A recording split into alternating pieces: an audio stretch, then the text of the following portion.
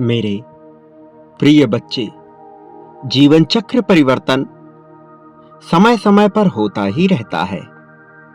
मनुष्य की इच्छा के विपरीत भी ये घटित होता है।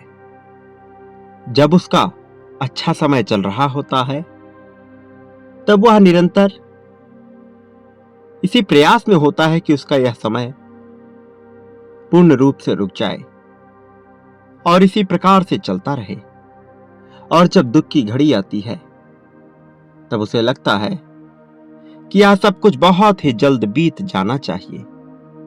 लेकिन वो भूल जाता है कि उसके हाथों में, उसके नियंत्रण में ये बातें यह तय करना नहीं है कि समय कब उसके पक्ष में होगा और कब उसके विपक्ष में।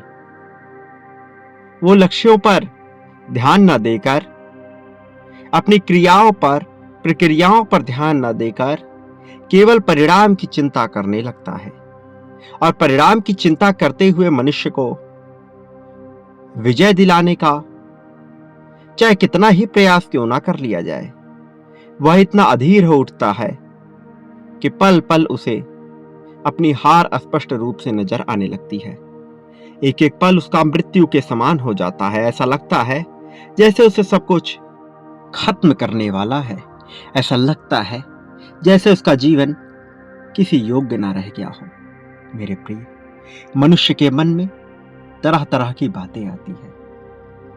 वो अपने आप को कभी हीन महसूस करता है, कभी उच्च महसूस करता है, कभी छोटा तो कभी विशाल महसूस करता है। उसके भीतर यह परिवर्तन बाह्य तत्वों के कारण होने लगता है। जब मनुष्य बाहरी तत्वों से प्रभावित होकर कार्य करता है, तो उसे नियंत्रित करना बहुत मुश्किल होता है, क्योंकि वह छोटी छोटी बातों से प्रभावित होने लगता है। उसके जीवन का नियंत्रण उसके हाथों से फिसल जाता है। कई लोगों के हाथों में उसके जीवन का नियंत्रण आने लगता है।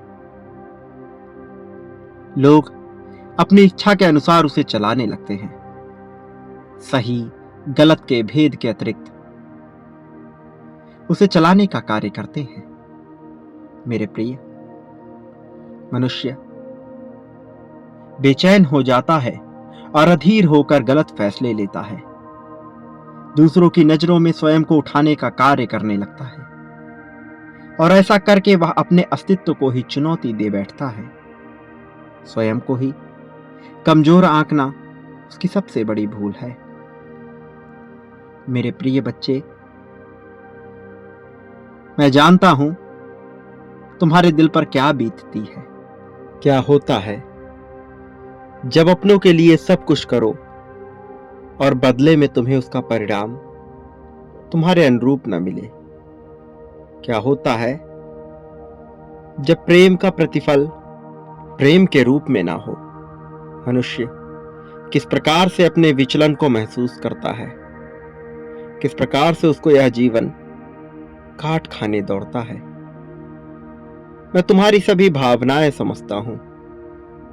तुम्हारे मन में जो जाल बुना जा रहा है, उस अंतर्जाल को भी समझता हूं। बेचैनी और घबराहट की चरम सीमा पर पहुंचकर कैसा अनुभव होता है, मैं वह समझता हूं। लेकिन मनुष्य का जीवन कितना कीमती है, तुम्हें केवल इस बात को समझना है। जो मनुष्य भयभीत होकर, चिंताग्रस्त होकर इस जीवन का दुरुपयोग कर रहे हैं, वो अपने जीवन की कितनी बड़ी भूल कर रहे उन्हें ज्ञात नहीं। और मनुष्य अपने जीवन को बड़े ही टुकड़ों में सोचता है। उसे लगता है कि जो जीवन अभी वह अनुभव कर रहा है, जिस जीवन को अभी वह जी रहा है, केवल यहीं तक वह सीमित है। किंतु वास्तविकता इससे बिल्कुल ही अलग है। वास्तविकता में जीवन इतने में ही सीमित नहीं है। वास्तविकता में जीवन तो और भी ज्यादा विकराल और विशाल है।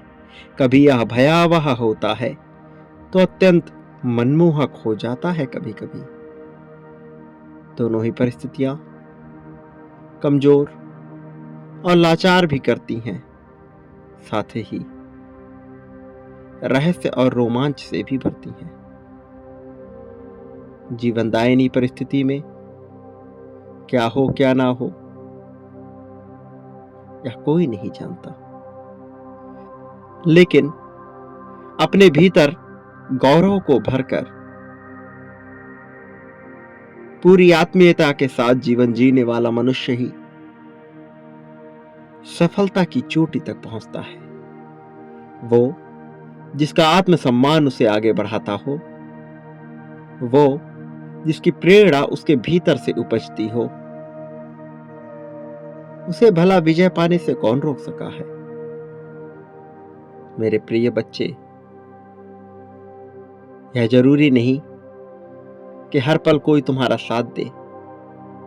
यह जरूरी नहीं कि हमेशा कोई ऐसा होगा जो तुम्हें सहारा देगा। ये सब बिल्कुल भी आवश्यक नहीं। लेकिन यदि तुम स्वयं ही प्रेरणा बनकर आगे आओ और स्वयं को आगे बढ़ाने पर जोर दो, तो यह समस्त संसार धीरे धीरे तुम्हारे लिए कार्य करने लगेगा। तब ऐसा होगा कि हर कोई तुम्हारे जैसा बन जाना चाहेगा। तब ऐसा होगा कि तुम हर जगह चर्चा के पात्र रहोगे। मेरे प्रिय, धन की वर्षा मनुष्य के जीवन में निश्चित तौर पर हो जाती है। मनुष्य को लगता है कि धन उसकी समस्याओं का निराकरण भी कर सकता है, लेकिन सच्चाई इससे भी अलग है। ना ही धन, ना ही कोई ताकत कभी मनुष्य जीवन में उसका भला कर सकी है। वास्तव में उसकी मानसिक स्थिति है जो उसके लिए धन और ताकत दोनों को ही आकर्षित करती है। मेरे प्रिय बच्चे, तुम्हारे लिए जीत मिलने वाली है। तुम्हारे लिए जीत की रचना हो चुकी है। इसे अपनाने के लिए तुम योग्य भी साबित हो चुके हो। लेकिन क्या तुम्हें ऐसा लगता है कि तुम पूर्ण रूप से इसे पाने के योग्य हो? क्या तुम्हें ऐसा लगता है कि यह हर हाल में तुम्हारे अधिकार क्षेत्र में है? यदि तुम्हें अपने ऊपर विश्वास हो,